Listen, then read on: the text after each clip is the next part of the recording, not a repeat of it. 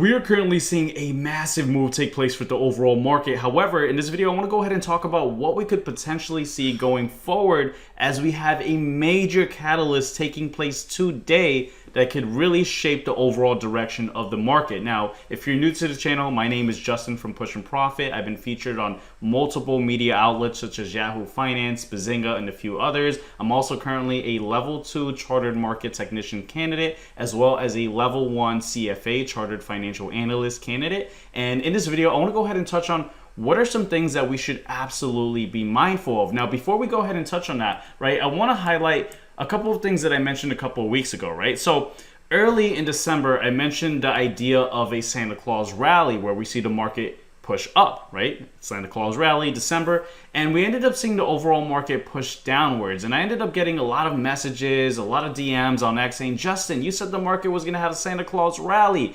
And I think a lot of people misunderstood what the true definition of a Santa Claus rally is, because we're currently experiencing it. We're seeing the market push up to new all-time highs, and I made a post on X writing how so many people are declaring that the Santa Claus rally is dead, but we haven't even entered the window where it was supposed to occur, right? So when I originally mentioned the Santa Claus rally, we ended up seeing December price action for the S&P 500 fall downwards. Now, for those that are insiders within Push and Profit, right, in the private group, I mentioned how the beginning of December was going to be a bit volatile and there was going to be kind of like this capricious price action. However, ultimately, we were likely to have that rally towards the end of December. And I shared that that's because the Santa Claus rally is defined as the final trading days of December. So when I originally mentioned the Santa Claus rally in early December, it wasn't that December was just going to go straight upwards, right? It's just that there was going to be a bit of volatility in early December,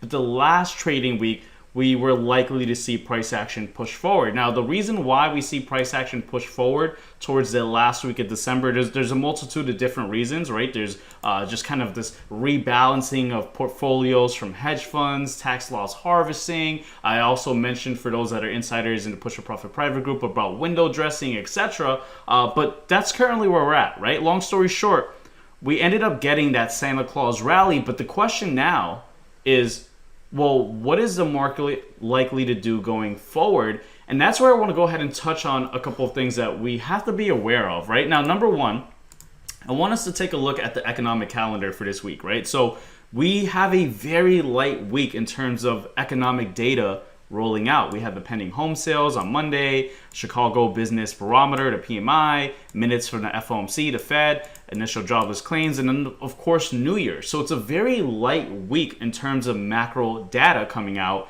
and this is honestly a very positive thing that we could leverage to understand where the direction of the market is going to push forward to, because when there's not a lot of economic data coming out, that means that there's less noise of having bad news, right? It's kind of like, well, there's an absence of news in general, so we're less likely to have bad news. And we often see bullish price action when we have these light weeks within the economic calendar, right? So that's just something I wanted to mention, but we are seeing a few warning signals, right? So, this was an interesting year for the market, right?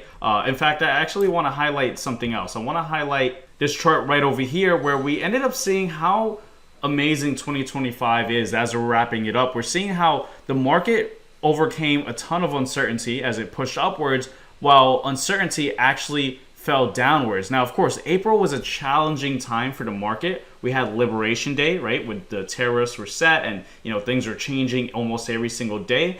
But uncertainty ended up falling off and falling downwards, and the market continued pushing up. And so if you take a look, let's go ahead and look at a simple chart, right? Let's look at the simple price action. I know sometimes having all these indicators on the chart could be a bit overwhelming, but if we look at just the pure price action for the S&P 500, yeah, April was a tough month, but we ended up seeing the market just continue rallying up. And for those that are insiders in Push and Profit research, I talked about how April was a great time to buy, right? When everyone was fearful, that was the time to be greedy, right?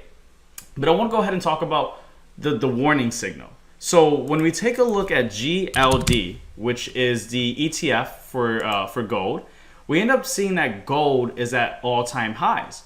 Now, when you see precious metals like gold or even silver, if you take a look at SLV, which is the ETF for silver, silver's rallying up tremendously, right?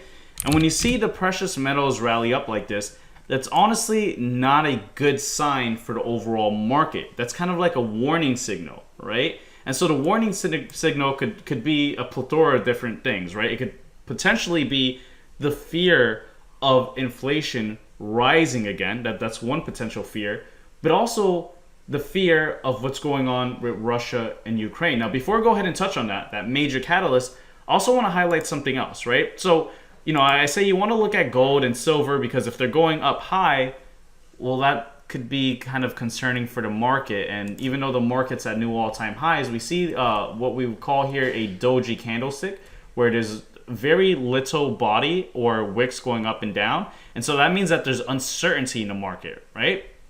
So now we have a couple things that we're looking at. We see this doji candle that's printed. We're seeing gold rally up. We're seeing silver rally up. Why is there uncertainty? But to add to that, we look at the skew index, right? Which, if you're not familiar with the skew index, you should be familiar. It's not something that's very common. It's mostly something that institutional investors will be paying attention to. A lot of retail investors are familiar with VIX, the volatility index. But the skew index is essentially out of the money puts. And so when you see this rising up, that means institutions are kind of doing a lot of buying of insurance, right? They're buying a lot of these out of the money puts as kind of a hedge in case the market falls down.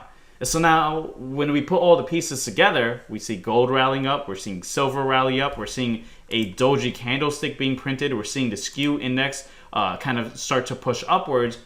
There is a sign brewing that this market, although it's rallying, there may be a bit of concern moving forward.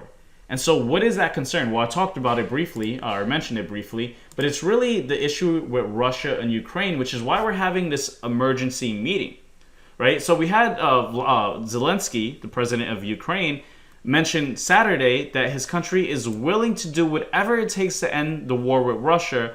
And he mentioned that he wants to have a meeting with President Donald Trump. Now, the reason is because we're starting to see Russia get a bit more aggressive. Now, if Russia continues to get more aggressive and there's no resolution with this geopolitical conflict, well, that could cause uncertainty for the market. And let's go back to this chart over here. Remember, when uncertainty rises, we see the market do the inverse, right? See, the plotted blue dots is uncertainty, and the green or the yellow golden line is the price action for the S&P 500. And you see this inverse reaction.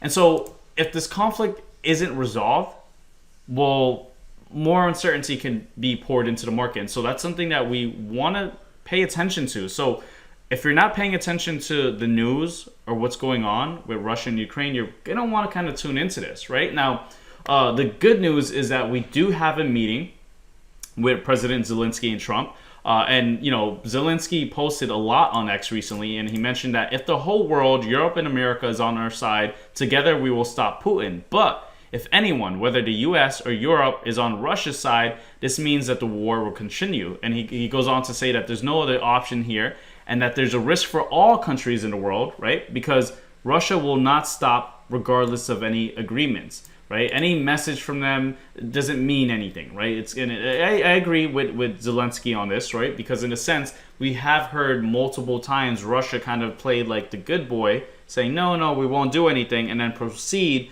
to continue with this war. And so that's why we have this emergency meeting with Trump and Zelensky. And so hopefully, with these words coming from Zelensky, is willing to do whatever it takes to end the war. Maybe we could see something that is a mutual agreement that could end the conflict of Russia and Ukraine. And if we do get that positive mutual agreement, well, guess what?